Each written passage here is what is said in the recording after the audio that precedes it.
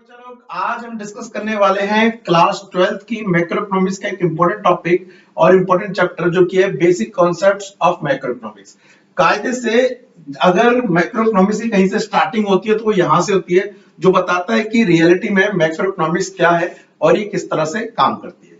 तो इससे पहले मैं पार्ट 1 या कह लीजिए चैप्टर 1 के पार्ट 1 पार्ट 2 बना चुका हूं, उसको प्लीज डिस्क्रिप्शन में जाकर या फिर प्लेलिस्ट में जाकर चेक कर सकते हैं और उसके बाद ये वीडियो देखेंगे तो सीक्वेंस में आपको डिटेल में समझ आएगा। और इसी वीडियो के एंड में आपको इस वीडियो का पार्ट 2 भी मिल जाएगा। तो चलिए शुरू करते हैं। मेरा नाम है रवि कश्यप और आप देख रहे हैं इकोनॉमिक्स की 95 प्लस सीरीज।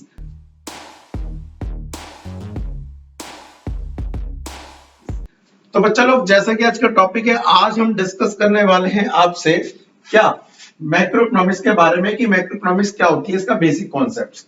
तो इसको समझाने से पहले मैं आपको एक चीज समझाता हूँ। क्या समझाता हूँ कि हम पढ़ क्या रहे हैं।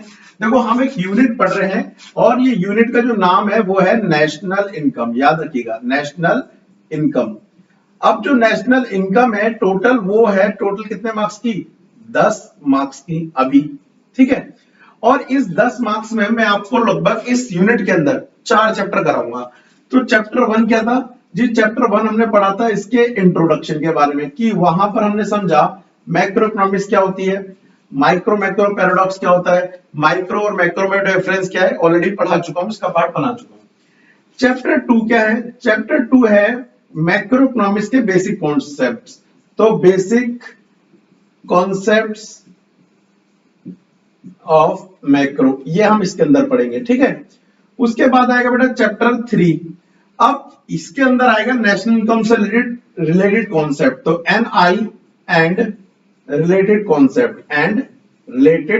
कॉन्सेप्ट जो हम इसके अंदर पढ़ेंगे, ठीक है। और लास्ट में इसी को कैलकुलेट करेंगे चैप्टर 4 के अंदर, जहां पर हम इसके न्यूमेरिकल फाइंड करेंगे। तो कह लो अकाउंटिंग ऑफ एनआई करेंगे, अकाउंटिंग या फिर एस्टिमेशन ऑफ एनआई करेंगे, नेशनल इनकम। तो अभी हम इसके ऊपर टॉपिक को स्टार्ट कर रहे हैं, basic concepts of macro economics. तो एक चीज समझो, जब आप देश की नेशनल इनकम निकालने जा रहे हो, एनआई निकालने जा रहे हो, तो आपकी जानकारी के लिए बता दूं, जब देश की टोटल इनकम निकाली जाती है, नेशनल इनकम, तो देश में कितनी इनकम जनरेट हो रही है ये निकाली जाती है। वेल, समझेंगे तो हम डिटेल में चैप्टर 4 के अंदर नेशनल इनकम कैसे निकाली जाती है, लेकिन आपकी जानकारी के लिए बता दूं, जो हमारी नेशनल इनकम है उसको निकालने के 3 मेथड होते हैं। नंबर 1 जिसका नाम होता है इनकम मेथड, ठीक है। उसके बाद दूसरी चीज पढ़ेंगे हम यहां पर नेशनल इनकम के साथ एक्सपेंडिचर मेथड। हम देश की नेशनल इनकम देश के खर्चों से भी निकाल सकते हैं। और तीसरी प्रोडक्ट मेथड, देश में कितना सामान बना है उससे भी प्रोडक्ट मेथड हम देश की नेशनल इनकम निकाल सकते हैं, ठीक है।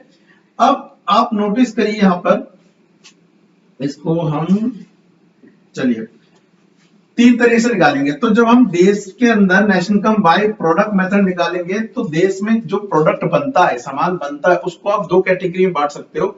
एक होता है इंटरमीडिएट गुड्स और एक होता है फाइनल गुड्स। तो पहले इस चीज के बीच आज का टॉपिक आज हम डिस्कस करेंगे, आपकी क्लियरिटी क्लियर करेंगे, देन उसके बाद टॉपिक पे जाएंगे।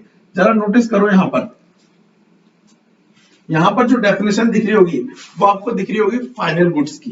तो एक चीज इसको समझाने से पहले मैं आपको एक क्लियर कर दूं कि इसमें हम क्या समझने वाले हैं। देखो, जब देश की नेशनल इनकम निकाली जाती है ना, तो वो चीजों को ही या उन चीजों के प्राइस को ही लिया जाता है जो बनकर रेडी है। अब इसका फाइनल यूजर इनको यूज करेगा, लेकिन जो चीज अभी बन रही है जिसका प्रोडक्शन मिड में है उनको यूज नहीं किया जाएगा। फॉर एग्जांपल, जैसे रेस्टोरेंट पे सैंडविच मिलता है। अब सैंडविच बनता है किससे? ब्रेड से। तो जो ब्रेड है उसको हम क्या मानेंगे? इंटरमीडिएट गुड्स मानेंगे, और जो उससे फाइनल गुड्स बना वो सैंडविच बना, सैंडविच को हम क्या मानेंगे? फाइनल। तो सैंडविच का प्राइस जब देश की नेशनल इनकम निकालेंगे तो उसे लेंगे, सैंडविच क्या हो गया? Final goods. लेकिन वही ब्रेड क्या हो गई? Intermediate goods. तो इंटरमीडिएट गुड्स से मोटा मोटा ऊपर से समझ क्या है, ऐसी चीज है इंटरमीडिएट गुड्स जिसका प्रोडक्शन अभी चल रहा है, और फाइनल गुड्स एक ऐसी चीज है जिसका प्रोडक्शन हो चुका है। तो जब हम फाइनल गुड्स की बात करते हैं, ठीक है, तो आप समझिएगा कि फाइनल गुड्स वो गुड्स होते हैं जनरली जिनका प्रोडक्शन हो चुका है। लेकिन इससे पहले मैं आपको एक चीज समझा दूं, ताकि आपकी क्लियरिटी दिमाग में बनी रहे। इस स्लाइड को दोबारा से एक बार समझाता हूँ, समझना जरा ध्यान से क्या होता है। जब हम पहले बात करते हैं गुड्स को यूज कौन करेगा, गुड्स को यूज करेंगे यूजर। तो जनरली अगर मैं यूजर की बात करूं कौन कौन होता है, तो यूजर दो तरह के होते हैं। एक वो लोग जो अपनी जरूरत के लिए सामान को खरीद रहे हैं, तो उन्हें हम क्या बोलेंगे, कंज्यूमर, कंज्यूमर्स, ठीक है। और एक जो सामान को बनाने के लिए, मतलब वो मार्केट में गुड्स को बनाते हैं तो उसलिए सामान खरीद रहे हैं, तो उन्हें क्या बोलेंगे, प्रोड्यूसर्स, ठीक है। जैसे ट्रैक्टर परचेज करना, अब कंज्यूमर तो परचेज नहीं करेगा, वो कौन परचेज करेगा, प्रोड्यूसर परचेज करेगा। मान लो कुछ सैंडविच से, ब्रेड से सैंडविच जो बनाएगा वो कौन खरीदेगा, प्रोड्यूसर खरीदेगा। अब ध्यान रखना, कंज्यूमर अगर कोई भी चीज खरीदता है तो वो हमेशा क्या कहलाती है, फाइनल गुड्स कहलाती है। कंज्यूमर कोई भी चीज खरीद ले वो हमेशा क्या कहलाएगी, फाइनल गुड्स कहलाएगी। फाइनल गुड्स मतलब जिसका प्रोडक्शन हो चुका है। और अगर प्रोड्यूसर गुड्स खरीद रहा है तो वो या तो फाइनल हो सकती है, क्या कह रहा हूं, या तो वो फाइनल हो सकती है या फिर वो इंटरमीडिएट हो सकती है, इंटरमीडिएट हो सकती है गुड्स, ठीक है। तो सबसे पहले हम इनकी डेफिनेशन ही समझ लेते हैं कि फाइनल गुड्स क्या होता है, इंटरमीडिएट गुड्स क्या हो सकता है। लेकिन इस स्लाइड से आपके दिमाग में क्लियरिटी हो जानी चाहिए कि कंज्यूमर मतलब एग्जांपल के लिए अगर आप कंज्यूमर है तो तुम कुछ भी खरीद लो, चाहे ब्रेड खरीद लो, चाहे चीनी खरीद लो, चाहे चाय खरीद लो, चाहे कार खरीद लो, तुम्हारे लिए सारी चीजें ही क्या कहलाएंगी, आपकी फाइनल गुड्स कहलाएंगी। लेकिन अगर प्रोड्यूसर है कोई, एग्जांपल के लिए मैं, तो मेरे लिए कोई चीज इंटरमीडिएट हो सकती है और कोई चीज क्या हो सकती है, फाइनल। अभी कब होगी वो मैं बताऊंगा थोड़ी देर में। सबसे पहले इनकी डेफिनेशन पे आते हैं, फाइनल गुड्स की डेफिनेशन क्या है। तो जरा देखो यहाँ पे क्या बोल रहा है, द फाइनल गुड्स, इसके अंदर 3 पॉइंट आएंगे। The final goods which are cross the boundary line of production. Final goods होते हैं विच क्रॉस द, क्या बोल रहा है यहाँ पर, which cross the boundary line of production. इस लाइन को जरा आप नोटिस करिए यहाँ पर, which cross the boundary line of production, ठीक है। And these are ready for use.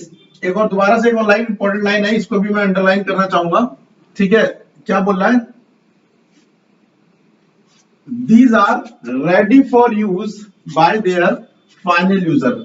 और लास्ट में इसके प्राइस को नेशनल इनकम की एस्टिमेशन में लिया जाता है। 3 पॉइंट।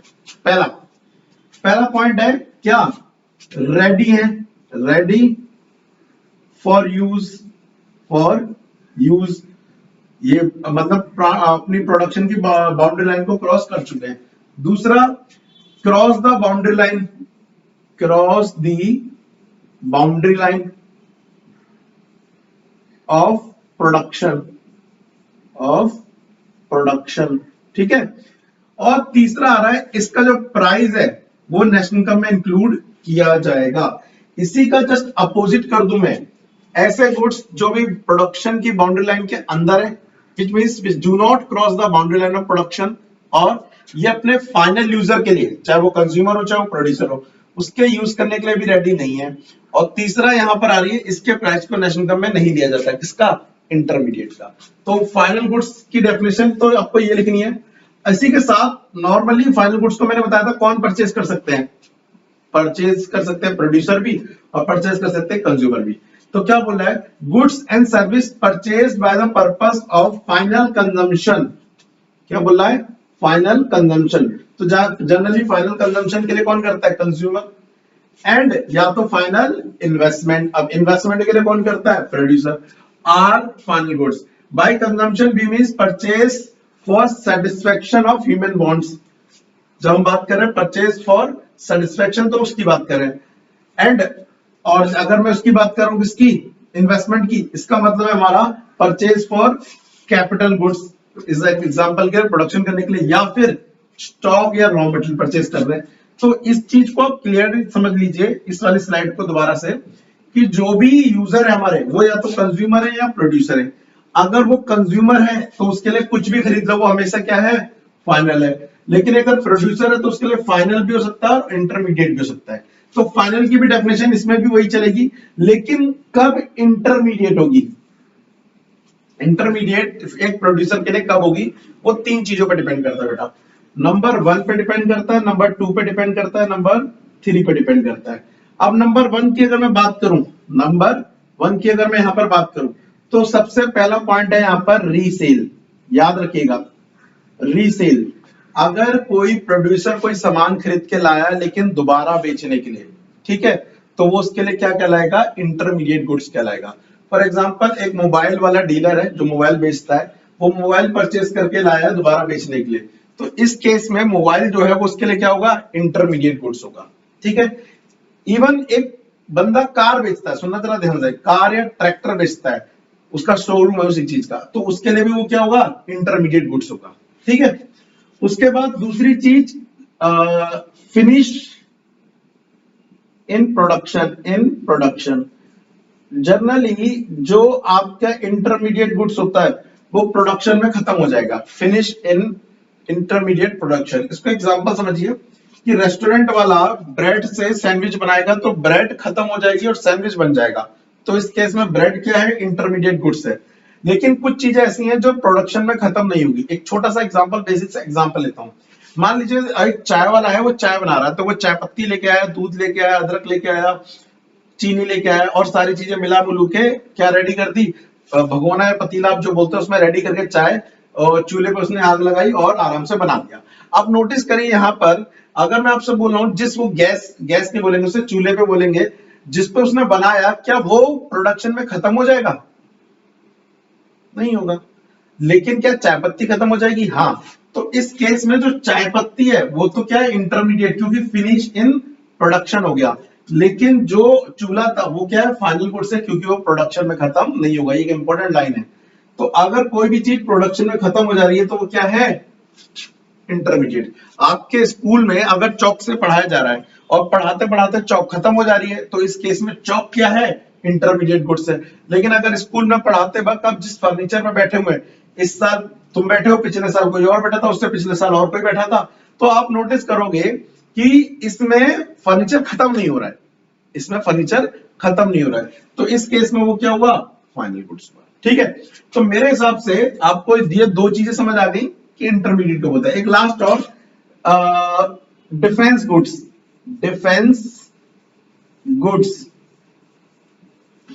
Purchase by government.